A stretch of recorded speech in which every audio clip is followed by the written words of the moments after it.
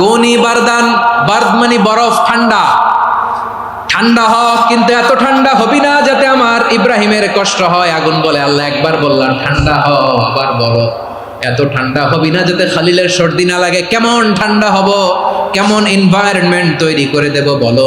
আল্লাহ বললেন সালামান আলা ইব্রাহিম, আমার খালিল, আমার কলিজা, আমার ইব্রাহিমের জন্য তুই জান্নাতের গুল বাগিচা হয়ে যা। ও ভাই, নবী মুসার মতো ঈমান হলে রাস্তা হবে সাগর জলে, নবী ইউসুফের মতো ঈমান হলে একে একে দরজা খোলে।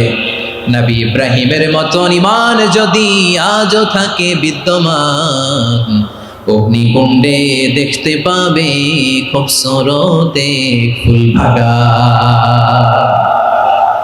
কুলনা ইয়া নারু কুনি বারদান ওয়া সালামান আলা ইব্রাহিম। বান্দা যখন মুখ দিয়ে বলে হাসবুনাল্লাহ,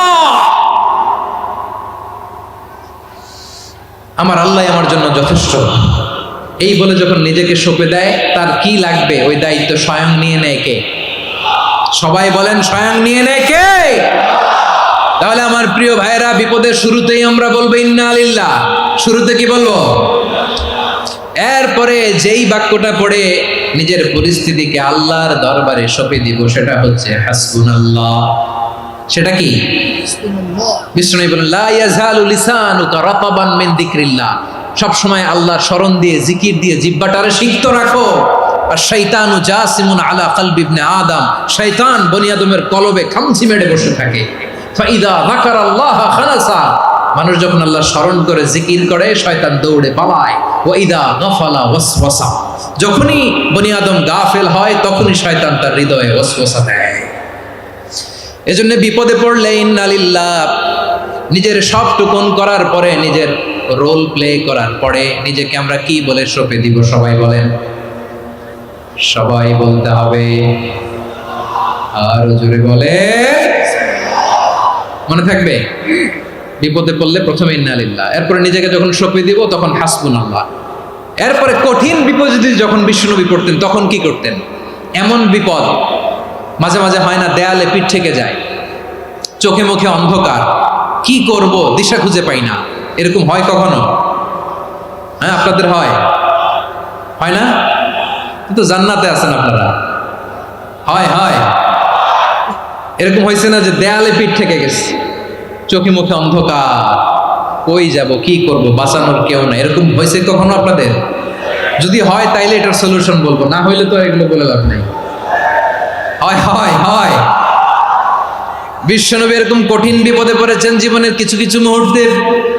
ওই মুহূর্তে বিশ্বনবী স্পেশাল দুইটা দোয়া পড়তেন, এই দোয়াগুলো আপনাদেরকে জানিয়ে দেয়। বিশ্বনবী বলেন, কঠিনতম বিপদে যখন পড়বা, দেয়ালে পিঠ থেকে যায়, চোখে মুখে অন্ধকার, বাঁচার কোনো উপায় নেই, তখন পড়বা লা ইলাহা ইল্লা আনতা সুবহানাকা ইন্নী কুনতু মিনাজ জালিমিন। আল্লাহ, তুমি ছাড়া কোনো ইলাহ নাই, তুমি পবিত্র, নিশ্চয় আমি জালিমদের অন্তর্ভুক্ত। সুবহানাল্লাহ বলেন। এই দোয়া সাইয়েদনা ইউনূস আলাইহিস সালাম পড়েছিলেন যখন মাছের পেটে ছিলেন। কিসের পেটে? এবং অনেক মুফাসসিরিন ইকরাম বলেছেন, অনেক আহলুল ইলমরা বলেছেন, এটা হচ্ছে ইসমে আজম। ইসমে আজম এমন দোয়া যেটা দিয়ে দোয়া করলে আল্লাহ দোয়া কবুল করে, কিন্তু এটা কোনটা, এটা নিয়ে ইখতিলাফ আছে। কোন আহলুল ইলম বলেন এই লা ইলাহা ইল্লা আনতা সুবহানাকা ইন্নী কুনতু মিনাজ জালিমিন, এটা হচ্ছে ইসমে আজম। সাইয়েদনা ইউনূস আলাইহিস সালাম পড়েছেন, আপনারা পড়েননি? তুফান হইলে পড়েন না? আমাদের এলাকায় তো এটা খুব, এটার উপর ব্যাপক আমল আছে। পটুয়াখালীতে কি অবস্থা বলেন? পড়েন পড়েন পড়েন পড়েন।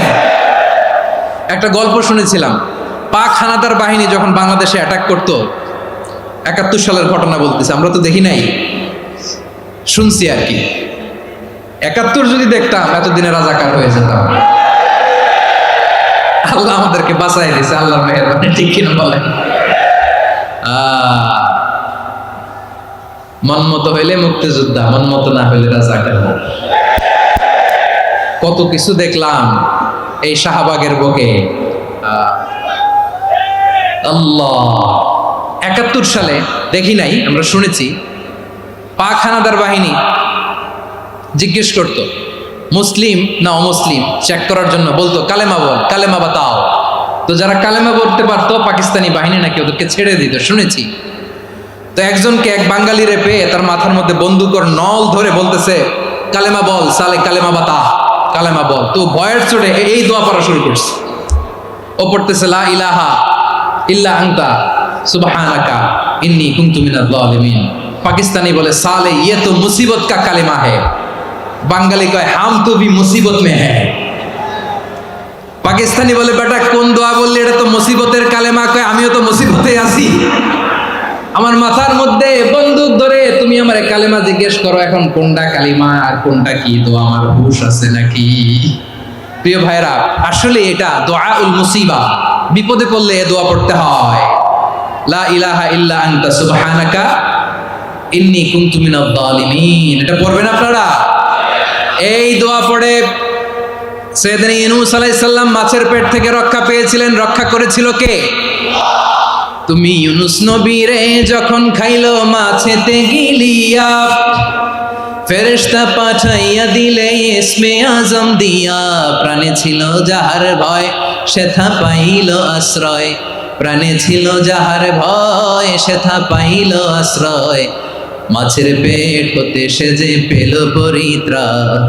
আল্লাহ আল্লাহ তুমি জাল্লে জালালুহু, শেষ করা তো যায় না গে তোমার গুণগান। আল্লাহ আল্লাহ সুবহানাল্লাহ পড়ে। লা ইলাহা ইল্লা আনতা সুবহানাকা ইন্নী কুনতু মিনাজ জালিমিন। বিশ্বনবী বললেন দেয়ালে পিঠ থেকে গেলে, চোখে মুখে অন্ধকার, বাঁচার কোনো উপায় নাই, তখন এই দোয়াটা পড়তে হবে। এই দোয়া পড়ে আল্লাহর কাছে ফরিয়াদ করলে বিপদ মুক্ত করবেন কে? কেন এই দোয়াটা আল্লাহর কাছে বড্ড প্রিয় জানেন আমার ভাইরা? কারণ এই দোয়ার মধ্যে তিনটা জিনিস আছে। আমি যেরকম আঙ্গুল উঁচু করেছি এরকম করেন তো। তিনটা। কয়টা? তিনটা। এক নম্বরে হচ্ছে তাওহীদ, দুই নম্বরে তাসবিহ, তিন নম্বরে তাকরীর। আই রিপিট, আবারও বলছি, এক নম্বরে তাওহীদ, দুই নম্বরে তাসবিহ, তিন নম্বরে তাকরীর। এ দোয়াটা আল্লাহর কাছে এত পছন্দনীয় কারণ এ দোয়ার প্রথম অংশে আছে তাওহীদ, আল্লাহর একত্ববাদের ঘোষণা। লা ইলাহা ইল্লা আনতা, ও আল্লাহ আপনি ছাড়া কোনো ইলাহ নাই, উপাস্য নাই। এই কথা বললে আল্লাহ বড্ড খুশি হয়ে যায়। সুবহানাল্লাহ পড়েন। এ দোয়ার দ্বিতীয় অংশে আছে তাসবিহ, মানে আল্লাহর প্রশংসা, প্রশংসা সূচক বাণী।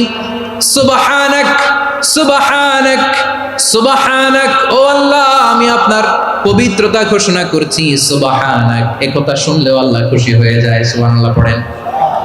এই দোয়ার তৃতীয় অংশে আছে তাকরীর, তাকরীর মানে পাপের স্বীকৃতি। তাকরীর মানে কি? তাকরীর মানে পাপের স্বীকৃতি। এই দোয়ার তৃতীয় অংশে আছে ইন্নী কুনতু মিনাল জালিমিন, ও আল্লাহ আমি জালিমদের অন্তর্ভুক্ত। আল্লাহ আল্লাহ আমি জালেম, আল্লাহ আমি ভুল করেছি, অন্যায় করেছি, আল্লাহ আমি জালেমদের অন্তর্ভুক্ত। এই পাপের স্বীকৃতি, অ্যাকনোলেজমেন্ট আল্লাহ বড্ড পছন্দ করে। যখন আল্লাহর কাছে আপনি ছোট হবেন, ছোট হতে হতে যত ছোট হবেন ওই দৃশ্যটা দেখতে আল্লাহ বড্ড পছন্দ করে। সুবহানাল্লাহ বলেন। তিন নম্বর অংশ ইন্নী কুনতু মিনাজ জালিমিন, আল্লাহ আমি জালেমদের অন্তর্ভুক্ত। সাইয়েদনা আদম আলাইহিস সালাম ভুল করে যখন নিষিদ্ধ গাছের ফুল খেয়ে ফেললেন, ফল খেয়ে ফেললেন, আল্লাহ বললেন আদম ক্ষমা পেতে চাইলে তুমি আর হাওয়া মিলে স্বীকৃতি দাও, পাপের স্বীকৃতি আর পড়ো রব্বানা যালামনা